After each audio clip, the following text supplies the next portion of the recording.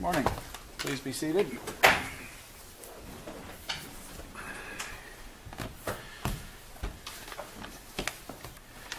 This is the time set for oral argument in Regents against ASRS. Sorry? Our names are wrong. Judge Catani and Judge Kessler. This is Judge Catani. Say hello to Judge Kessler. Hi, guys. Our name tags are wrong, but they know who they are, and now you do too. And you know who we are. That seat, by the way, but I do prefer that seat. You can switch. It's up to you. Let's start this again. Sorry. Okay, sure. All right. Our cause number in Regents against ASRS is 1CA CV16-0239. Counsel, I'm sure you're aware we have reviewed the briefing in this matter and the record, have conferenced the case, and are quite familiar with the issues. We will be audio and video recorded today, and that recording will be made available online in the next few days for your viewing pleasure. Each side has 20 minutes for oral argument. As I'm sure the appellant is aware, you may reserve as much time as you wish, but we don't reserve it for you. You need to watch your own clock. And with that, if you're prepared to proceed.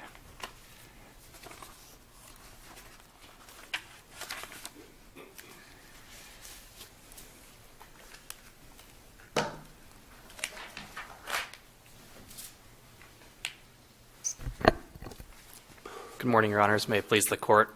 Eric Frazier on behalf of Arizona State University. I have Thomas Hudson with me at counsel table. I'd like to save 5 minutes of my time for rebuttal, and I'll try to watch the clock. The Superior Court awarded the wrong rate of prejudgment interest to the university here. The university is entitled to 10% interest, but the court awarded only prime plus 1%. The indebtedness created in this case falls squarely within Section 44-1201A. Perhaps if you waited an extra couple of months, you might have preferred the result the court gave you. Prime could go up. Prime could go up, perhaps not quite up to 10%, but prime could certainly go up. The 10% rate that's in Section 44-1201A applies to any indebtedness, which means money that's owed. Here, the system became indebted to the university upon unlawfully demanding and accepting $1.1 million of the university's money. The system was not entitled to demand that money in the first place. This court confirmed that the university had been right all along and that the system was never entitled to assess the charge.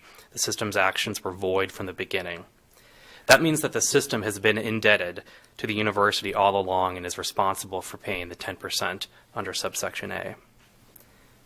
In fact, this court recently explained that prejudgment interest on a liquidated claim falls under Section 44-1201A and is entitled to 10% interest. That's the... Well, let me just get right to the core of it.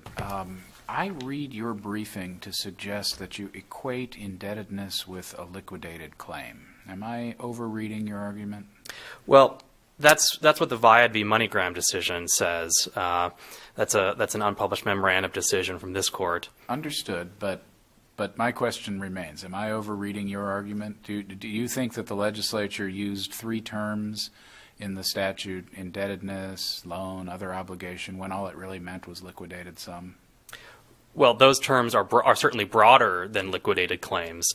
They apply to loans, for example, that never go into court. But liquidated claims do fall under those three terms, yes. And that's how the statute had been interpreted for many, many years, for decades. But there are claims that are liquidated that are tort claims, negligence claims, that one wouldn't think of normally as indebtedness. Loans and other obligations would have to be read very broadly to include negligence claims. Are you suggesting that we should automatically apply subsection A whenever damages are liquidated, or are you suggesting that there's some room for nuance there? There may very well be some room for nuance. Here we have an indebtedness, but a couple of courts now have equated those three terms with meaning prejudgment interest, or liquidated claims. And so I suppose my question here is should we? It may be that there's a substantial overlap between liquidated claims and indebtedness. But if they're not the same, why would we use that as the touchstone for our analysis?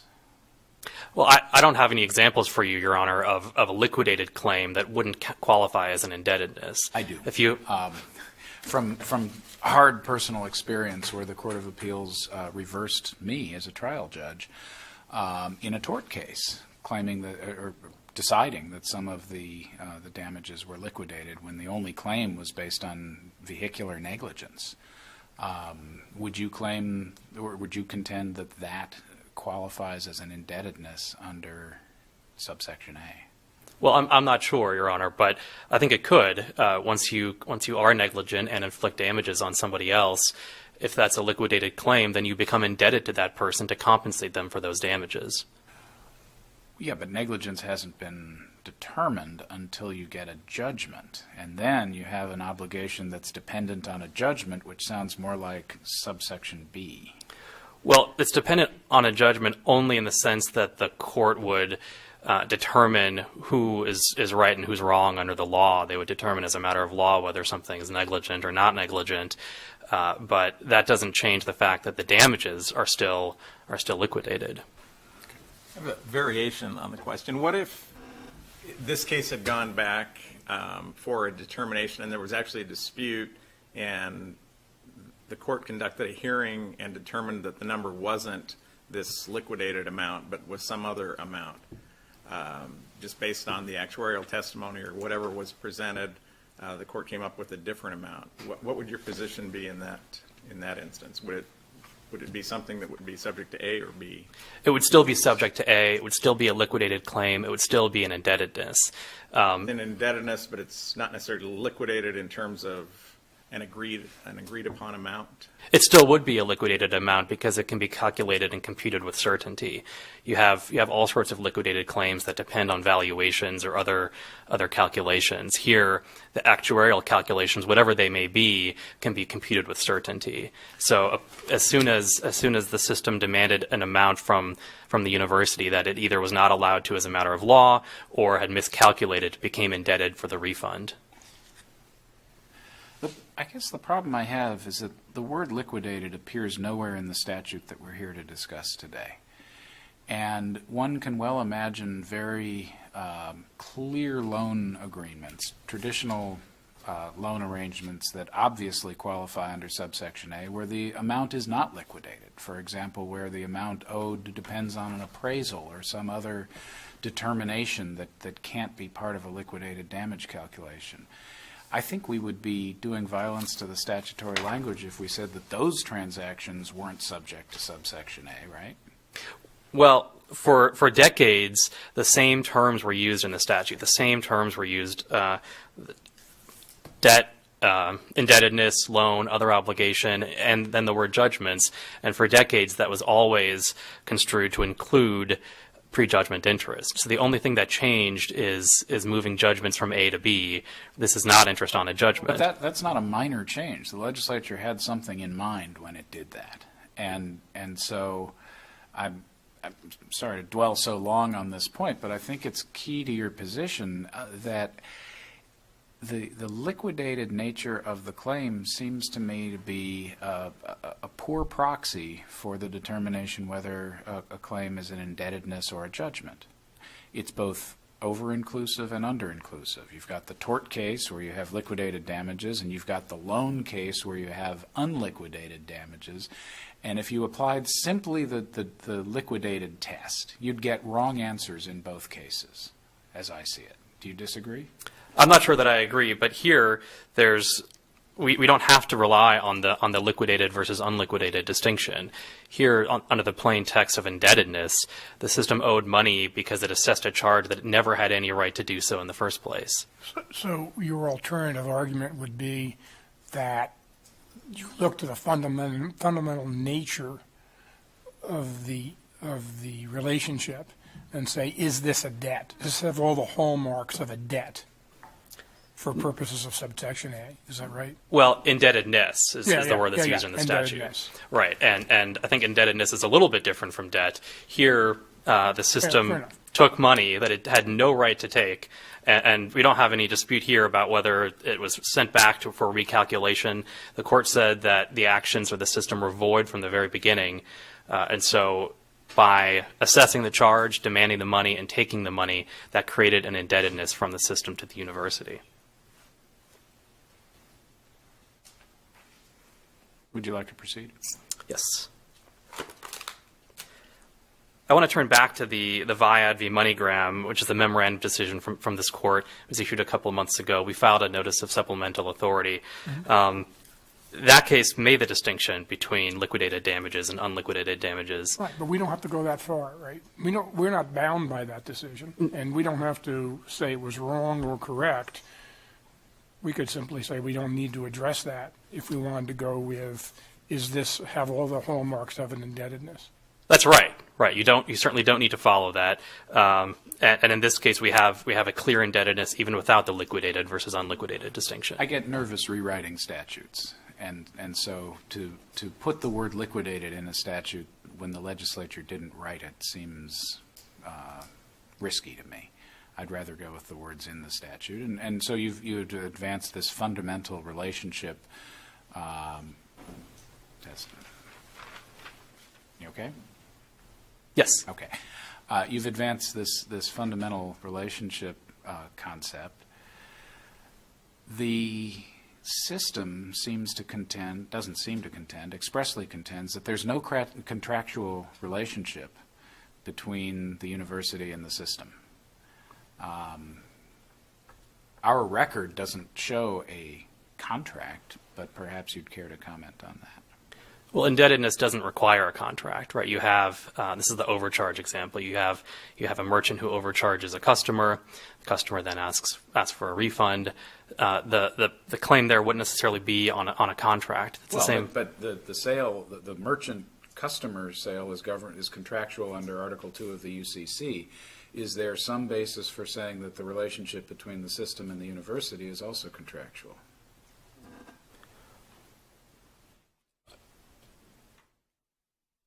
I'm not sure, Your Honor, but it very well might have contractual components here.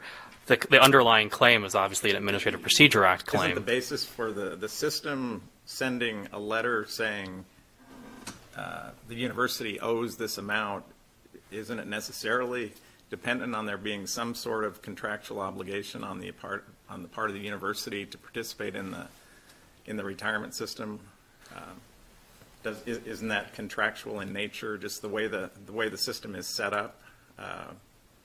I'm having a hard time not finding that there's at least a contractual-like relationship, and particularly if the system sends a notice saying a debt is due. What's the basis for saying a debt is due? And I suppose this is a question I'll ask opposing counsel.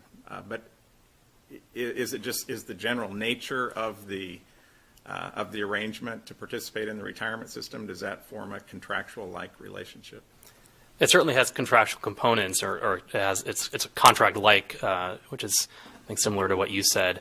There are statutory components, of course. The university falls under the ASRS statutes, and the incentive program here was something that was provided for in the statutes. But it does have contractual components, and the demand for the payment, I think, does still create an indebtedness if that demand was unlawful from the very beginning.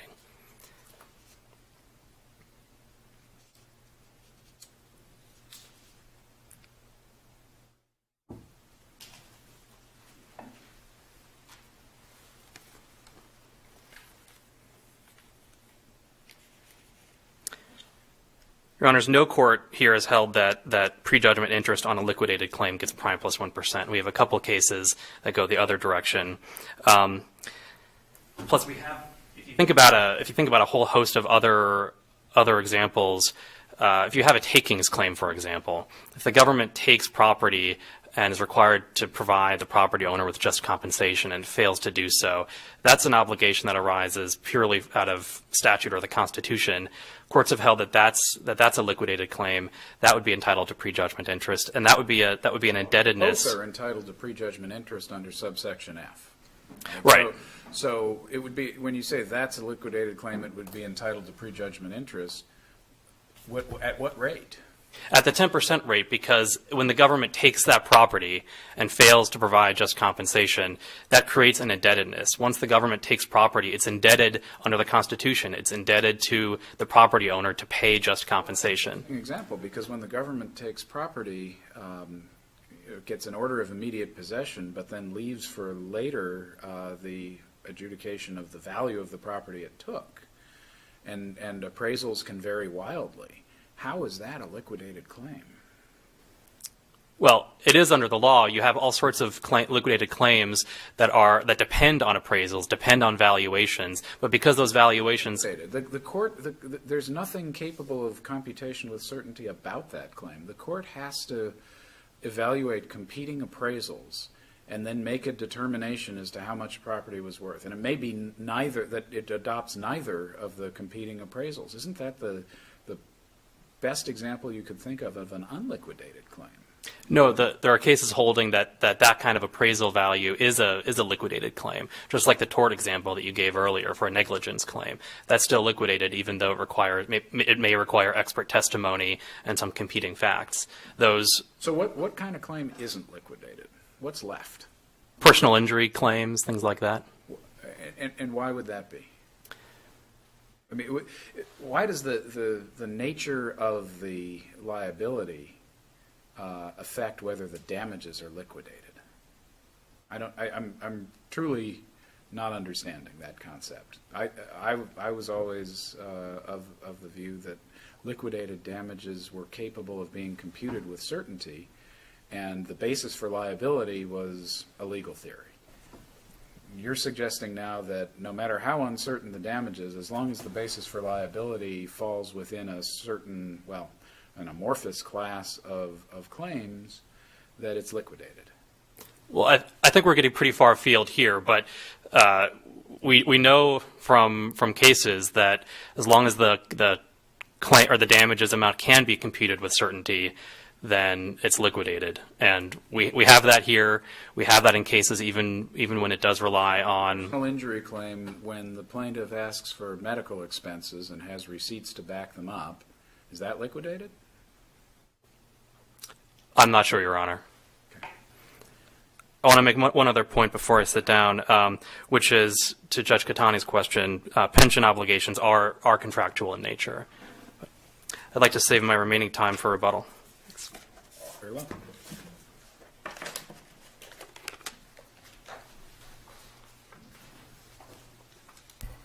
May it please the Court. Good morning. My name is Jyoti Belchin. I'm an Assistant Attorney General for the Arizona State Retirement System.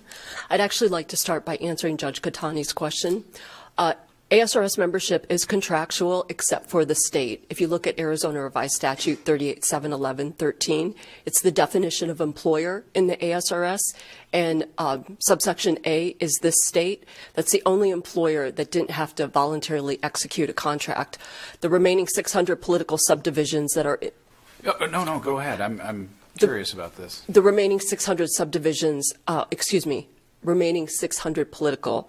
But what's the basis then for the system sending a letter to the state saying you have an amount, an obligation that's due? If that's not part of a contract-like relationship, what's the basis for saying it's due? Your Honor, a statutory scheme. But doesn't the statutory scheme then essentially create a contractual-like relationship? I believe that the statutory scheme creates a contractual relationship between the retirement system and its members, the employees, as noted by Article 29 in the Arizona Constitution. But again, what's the basis for saying you owe this amount, and if you don't pay this amount, you will also owe this amount plus 8% interest? What's the basis for saying you owe the amount? the statutory requirement in ARS 38749. And the interest that you mentioned, the statute also says that if an employer doesn't pay the amount within 90 days, that interest will accrue at the investment rate assumed by the ASRS board, which happens to be 8%. It absolutely does. Can you refresh me as to the earlier site in 711? It's ARS 38711, paragraph 13. It's a definition of employer. And so the approximately 100 agencies, board, and commissions of the state of Arizona participate pursuant to that statute and not any particular contract. Interestingly, the effective date definition in subsection 12 refers to something called a joinder agreement. Yes, Your Honor, and that is... Is there a joinder agreement between the university and ASRS? No, Your Honor, there's not. As I was saying, the state, which includes the universities and numerous boards and commissions, is the only employer that didn't execute a joinder agreement. And so, therefore, the effective date for membership in the ASRS would have been the effective date of the system in 1953. All the remaining other employers, approximately 600 political subdivisions, executed joinder agreements under ARS 38729, and each of those political subdivisions have an individual joinder effective date. And I'm not doubting that you know exactly what you're talking about, but the caption of this case is Arizona State University Board of Regents, not the state of Arizona. Why isn't ASU an employer? Obviously, it's a governmental entity, but why isn't it an employer distinct from the state of Arizona? Your Honor, I don't have the statutory references available, but there is a statute that says if the university wants to sue, it has to be done in the name of the Board of Regents. And then there's another statute that defines the state of Arizona to include universities. Now, I can't, again, I apologize, I can't remember the statutory reference. Okay, well, that's helpful. So even if we were to say that this is not a contractual-like obligation, your client has pitched it as a debt, an indebtedness. Is that not accurate to say that ASU owes this amount? Isn't that an indebtedness? Your Honor, as far as what is an indebtedness, obviously the Arizona Supreme Court has said it's something that is owed, such as an amount of money. So under that definition, yes, if money is owed to the retirement system, it is an indebtedness. Okay, so if ASU didn't pay this, your client would be entitled to proceed under, you get the 10% interest?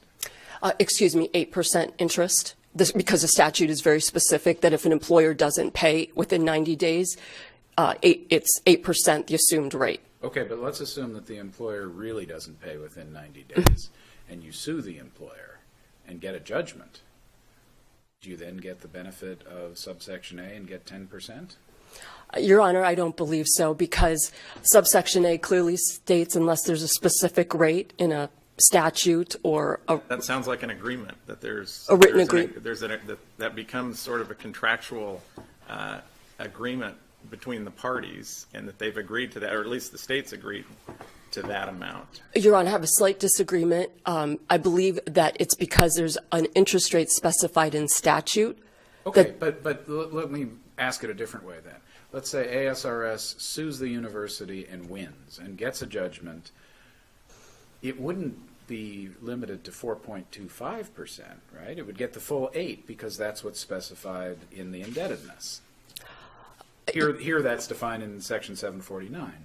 Your Honor, I'm speculating, but I believe the 8% would run from the 90 days. As I said, the invoice is issued, interest starts accruing upon day 91, and that it would be 8%. And then I believe if a judgment was entered, it would receive the interest rate noted in paragraph B of Arizona Revised Statute. So then every debtor then would have a real incentive to be recalcitrant and wait to get sued, because you can cut your interest rate almost in half just by sitting on your hands and waiting to get sued. That's a real cost saver. I have a better answer to that, which is Arizona Revised Statute 38735, paragraph C, authorizes the Arizona State Retirement System to offset any monies owed by the state to an employer if the employer owes the ASRS money. So that's handy for ASRS, yeah. But we have to interpret this statute as it applies to everybody. And so if I simply take out a loan at 24%, right, credit card debt, and I decide not to pay, the credit card company sues me, it's a really good decision for me to drag that case out and make sure that they take a judgment against me, because then I lop 20% off the interest rate under your theory.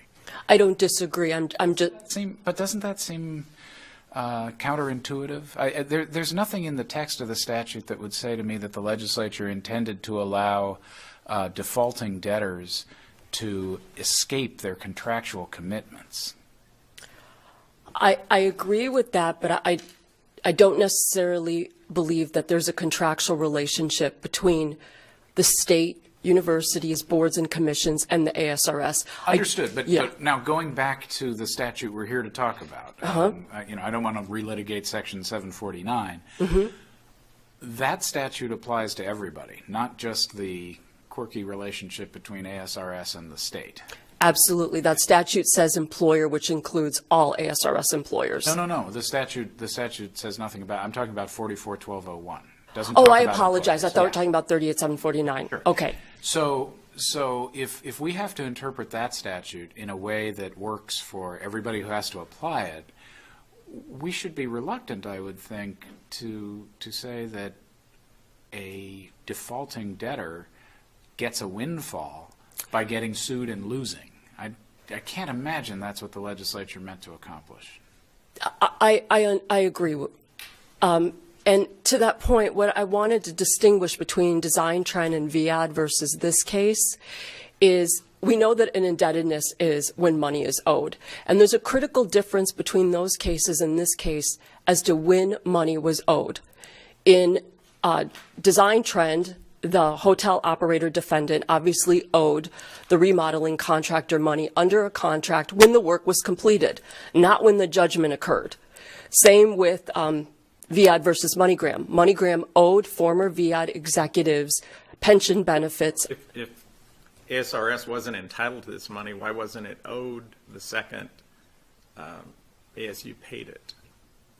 I'm sorry, why wasn't the money owed if your client wasn't entitled to the money when it was requested? And if we're just assuming that that we're taking as a given that it was improperly taken, so why doesn't that obligation then why isn't it established as of the date the money was paid? Actually, I was going to get to that. The difference in this case is in December 2011, when ASRS presented an invoice, it didn't demand it, it presented an invoice as required by the statute.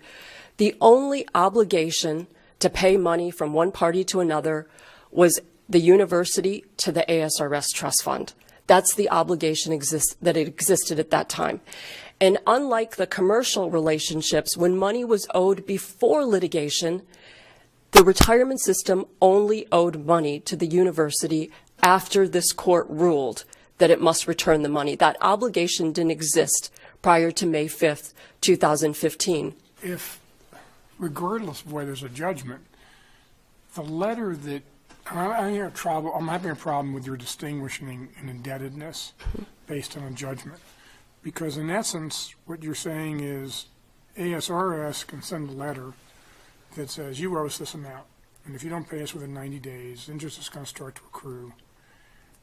And so you're saying that's an indebtedness. But if we're wrong in charging them that amount and saying you owe us, then you're saying, well, they have to get a judgment against us that we were wrong, against us meaning ASRS. And then the interest rate is limited to subsection B because it depends on the judgment. And I guess I'm having a hard time understanding that, because if the payment was, if ASRS presents a bill and says, you owe us this, and it was wrong, why wouldn't the same effect be, well, then it's wrong, that indebtedness is, that's an indebtedness under the repayment becomes an indebtedness under subsection A. I think the the design trend and VIAD decisions, the opinion in design trend had some enlightening justification, which is the relationship of the indebtedness occurred prior to the litigation, which would give it a 10% interest rate. And the fact that one party had to litigate to enforce contractual obligations that existed prior to the judgment shouldn't transform the 10% rate in paragraph A to the lower rate in paragraph B. The difference here, in my opinion, is that the retirement system only owed money to the university once the judgment was filed. I don't believe that just because the university obtained a favorable judgment, that somehow reverts back to the past and changes the validity of the statute prior to that date. Would you distinguish, and this may have been an example in the briefing, I don't know, but if I'm a cashier and I inadvertently give you $500 in change instead of $5, is your indebtedness to me, but I have to sue you to get back my $495. Is your indebtedness, under your view, would it not, you would not owe me anything until the day of the judgment? Why wouldn't the indebtedness be the moment that I hand you over $500 instead of $5? That's not my opinion. We know at the time that the exchange happened, I think reasonable minds would agree that the customer wasn't entitled to that amount of money. But isn't that where we are with, whether we agree or disagree with the initial decision from this court, isn't that where we are here? There's been no challenge. This is the amount. It was improperly well, it was paid, but it was determined not to have been owed. So how is that different than I returned $500, I should have only returned $5? I think the distinction is, even though it's not clear in the opinion, this was a judicial review of an administrative decision. And basically the holding was that the administrative decision was contrary to law. I know the opinion is written much more broadly that the retirement system never had the authority to collect it, but essentially the university obtained a favorable decision because this court found that the administration of, or basically the retirement system's decision to uphold the administrative law judge decision was contrary to law because the statute didn't have an administrative rule. And I don't believe that prior to this court finding that there was any factual support that one party owed money to another. Remand, did your client request a redetermination of the amount? Was that something that was still open to litigate? To that point, no, my client didn't request a remand. However, what I want to draw the court's attention to is there were two arguments made by the university. So in a judicial review of an administrative action, Arizona Revised Statute 12-910 says that an administrative decision will be overturned if there's the record shows the administrative decision was not supported by substantial evidence, was contrary to law, was arbitrary and capricious, or an abuse of discretion. The university argued two things. One, that the administrative decision was not supported by substantial evidence, and secondly, that it was contrary to law because there was no administrative rule. So in my brief, what I was attempting to argue about the certainty of the amount, at any level, the decision maker could have decided that the actuarial methodology should be modified and a different amount should have been assessed. And I'll give you. The client challenged that at some point, the methodology, the actuarial, the testimony from experts. The university challenged the retirement. But it went back. Did your client then say, well, we're entitled to a hearing on whether these actuarial assumptions are correct or not? No, Your Honor, because this court specifically in its opinion said since we ruled on the contrary to law issue, we don't need to address the factual issue of the actuarial methodology. This discussion kind of takes me back to the same problem I was having before. All of the arguments you're making suggest that this claim was not liquidated. But that doesn't necessarily mean it wasn't a debt. I come back to the demand that was written in perfect compliance with 749 that makes it sound an awful lot like a debt. You owe this much money by this date. If it becomes delinquent, you don't pay our invoice, then an 8% interest rate is going to accrue. That's very debt-like. It seems to me that once you establish that nature of the transaction, whichever way it goes, that's the nature of the transaction, and we should be concerned less with whether the claim is litigated or liquidated or not than with the nature of the transaction. My client's position is that it administered a statute it was required to administer by the legislature in good faith, and that until the court told it couldn't in this particular instance, that there was no money owed from the retirement system to the university. I'm sorry if that doesn't satisfy the analysis. Well, it's just a question. I mean, I'm interested in your input on how we should construe this statute. Should we and I'm talking about 44-1201, not any of the pension statutes. Should we construe 44-1201 to be talking about liquidated damages, or should we construe it to be talking about the fundamental nature of liabilities? Your Honor, I believe you should construe it to the fundamental nature of liabilities, breaking out the category of loans, indebtedness, and other obligations versus judgments. And then liquidated damages is only pertinent when you need to decide on prejudgment interest in subsection F, because there's case law saying that if an amount is liquidated, it is absolutely entitled to prejudgment interest. How much of that case law do you think still has force after the statutory changes? I'm simply relying on the analysis in Metzler. I'm limited in my knowledge of, beyond Metzler, how much case law there is in addressing that issue. Okay, fair enough.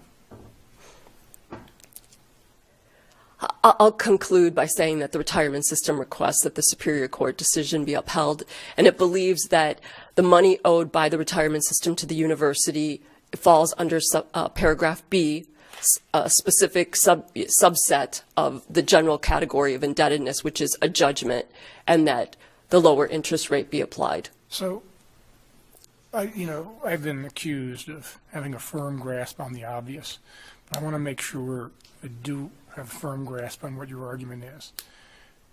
The debt that was owed, that ASRS claimed the university owed it, was in the nature of an indebtedness, but it was subject to the 8% because of the statute.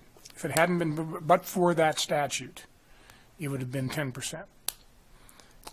Right? Yes, I agree. And then the refund of that money, if it was improperly collected because of failure to have a rule, follow the Administrative Procedures Act, the refund of that money is not indebtedness. It is from ASRS to the university. It's based on a judgment. That's correct. Okay. Thank you for your time.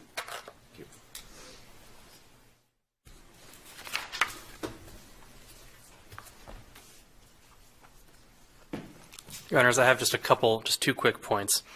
First of all, this is a decision that you can write narrowly, because here the facts of this case establish an indebtedness because the charge was void from the very beginning. And as far as whether subsection A requires something that's contractual in nature, we don't believe it's necessary for the claim to be contractual in nature to qualify under subsection A of the statute. But here, the relationship is contractual in nature. You have the overriding constitutional provision that establishes that the pension plans create contract-like relationships, as opposing counsel explained. And I think the whole case seems to support that. But that's usually between the employee and the employer, that those pension rights are contractual. We don't have to go that far, right? Absolutely not. You don't have to say that this is a contractual relationship between ASRS and the university. Absolutely Right? not. Nothing in subsection A requires a contractual relationship. Your Honors, we ask that you reverse and remand with instructions to award prejudgment interest at 10%, and the precise disposition that we're requesting is laid out on page 27 of our brief. Thank you. Thank you, counsel, for your arguments. Matter is now under advisement. We will issue a written decision in due course, and the court stands adjourned.